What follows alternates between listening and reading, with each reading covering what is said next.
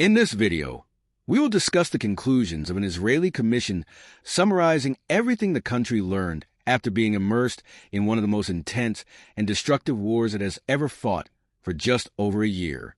To understand the context of this report, it's essential to revisit the Hamas attacks in October 2023, which exposed serious flaws in the deterrence strategy Israel had adopted over the past decades. The Hamas attack demonstrated that the idea of achieving long periods of peace solely through the existence of a robust military force and the threat of retaliation was not effective against the enemy's ability to plan unexpected attacks. The document states that Israel must abandon this passive stance and prepare for large-scale preemptive and preventive strikes, a profound shift in Israeli military doctrine that traditionally favored containment and border protection. A central point of the report is the notion that preventing the growth of enemy capabilities is far more important than maintaining prolonged periods of tranquility. This approach reflects a more proactive and aggressive view aimed at stopping potential threats from developing, even if it means a higher cost in financial, human, and political terms. One of the most striking aspects of the report is the recommendation for a substantial increase in the military budget. The Commission suggests an allocation of an additional $30 billion over the next 10 years, representing an average annual increase of $3 billion. For example, in 2025, the defense budget would rise to $34 billion, or about 7% of GDP, compared to the 5% recorded before the war. To grasp the impact, this increase would place Israel among the countries spending the most on defense relative to GDP, surpassing nations like the United States, Poland, and South Korea. Even if the current conflict ends in 2025, the prediction is that defense spending will remain high for at least another decade, reflecting Israel's need to prepare for future confrontations. This level of investment also raises questions about financial sustainability. The Israeli government is already facing tax increases and cuts in other areas to cover war costs, with concerns that public debt could compromise the country's economic stability in the medium and long term.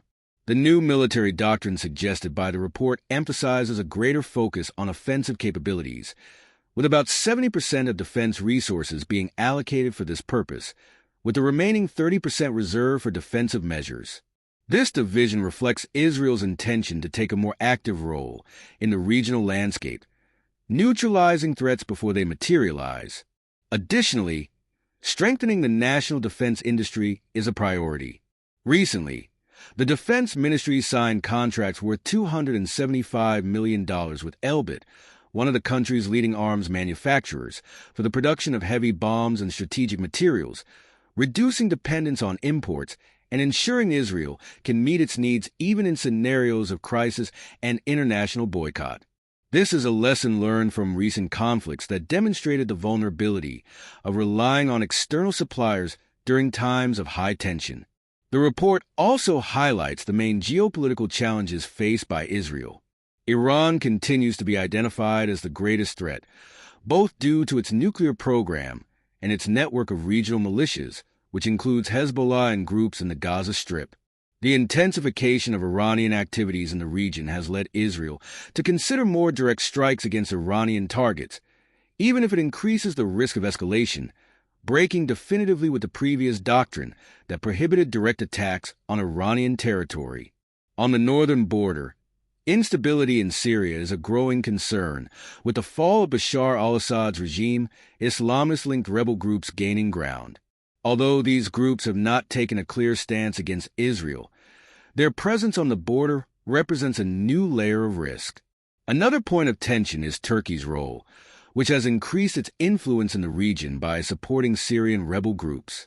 There is a fear that Turkey might turn Syria into a proxy state, creating potential for direct confrontations with Israel, adding complexity to a relationship that had been carefully rebuilt in recent years.